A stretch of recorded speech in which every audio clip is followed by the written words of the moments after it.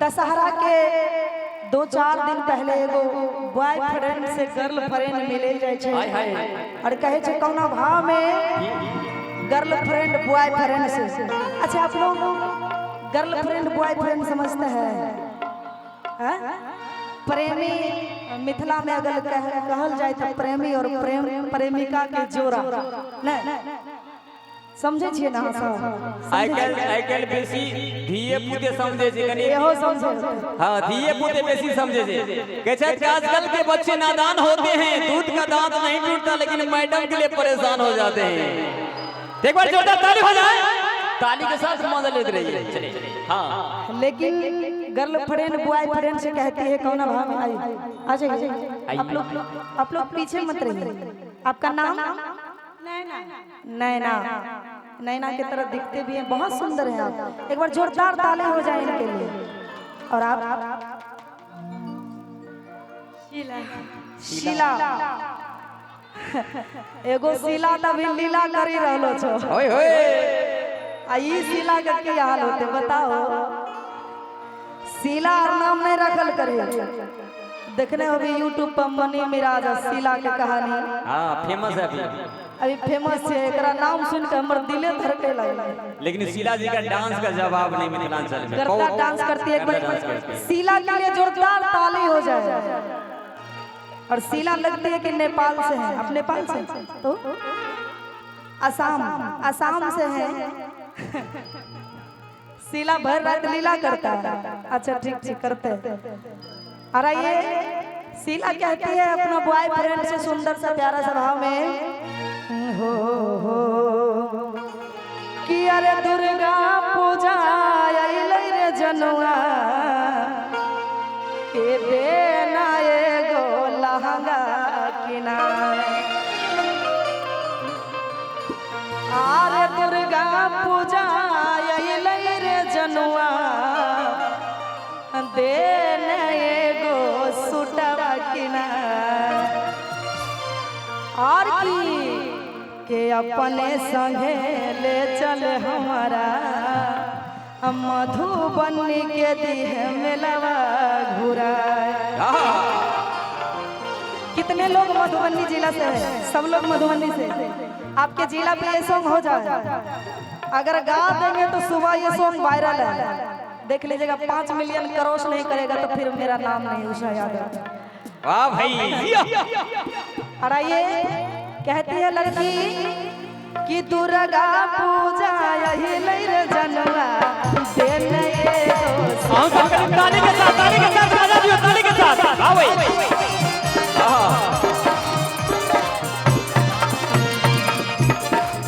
अरे दुर्गा पूजा यही नहीं रे सोनामा देने सुटवा केना। अब दशहरा में दी है हमारा मधुबनी के मेलावा घुरा। हमारे दशहरा में दी है हमारा मधुबनी के मेलावा घुरा। दुर्गा पूजा आइले रे जनुआ देना एगो लहंगा किना।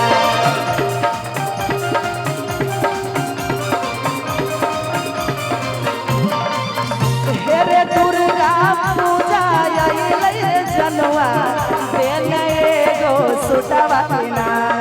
अबरी दशहरा में दी है हमारा मैया रानी के दर्शन करा।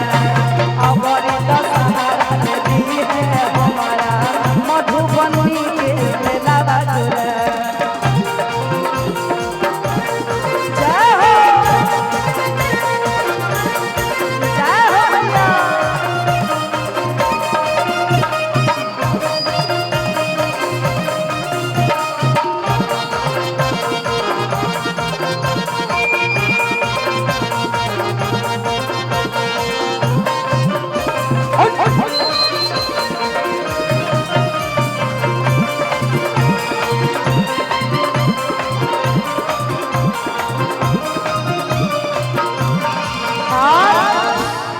और कहती है हेर वीर के डांस चढ़ाई दी है हमारा टावर वाला दी है झूला झूला।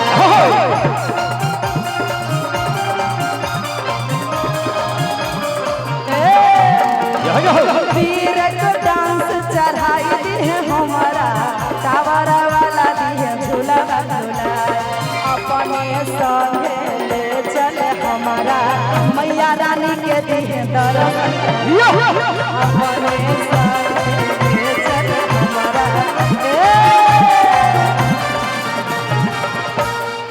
कहती है कि अरे बेरे को डांस चढ़ाई दी है हमारा अरे यार और मॉडल है मॉडल एक 12-13 है अभी। बुला लीजिए आराम कर लेंगे बहुत सारे सिंगर मैडम जी आ जाइए, सबको बुला लीजिए सवेरे वाली गाड़ी से आ जाइए।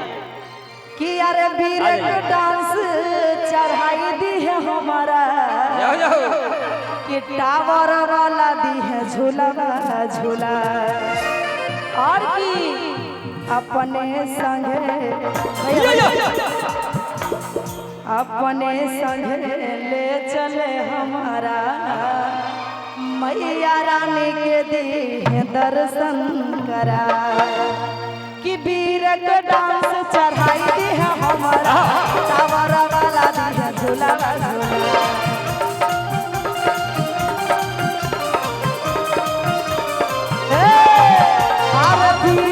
चढ़ाई दी है हमारा टावर वाला दी है झूला झूला अपने संगे चले हमारा मैया रानी के दी है दर्शन करा अपने संगे चले हमारा मैया रानी के दी है दर्शन करा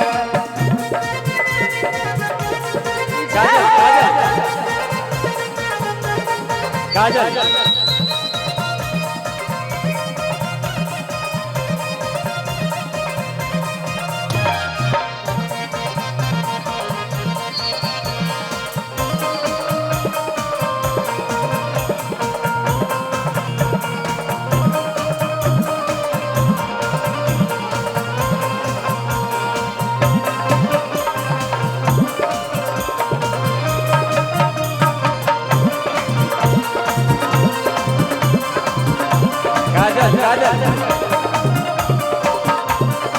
और लड़की कहती है कि मेला अगर ले जाबी हमरा तो मीना बाजार घूमे भी न हमरा लाली लिपस्टिक आईना कंघी सिंदूर टिकली की नहीं भी न कहे कौना भाव में हेरे मीना बाजार घुमाई दी है हमारा लाली लिपस्टिक दी है